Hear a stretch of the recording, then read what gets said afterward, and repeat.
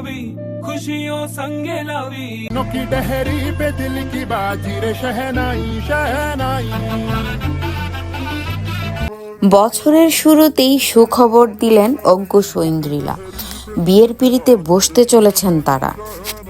পূর্ণতা পেল তাদের ১৩ বছরের সম্পর্ক। ১৩ বছর ধরে সম্পর্কে ছিলেন অঙ্কুশ ও ইন্দ্রিলা। অবশেষে ১৩ বছর পর ৪ হাত এক হতে চলেছে তাদের।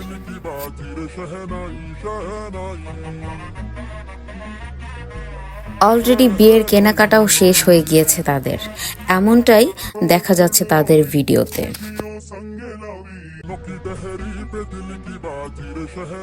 দীর্ঘ ১৩ বছর সম্পর্কের কথা তাদের আত্মীয় স্বজন, পরিবারবর্গ, এমনকি সবাই জানতেন। অবশেষে পূর্ণতা পেতে চলেছে তাদের ১৩ বছরের সম্পর্ক।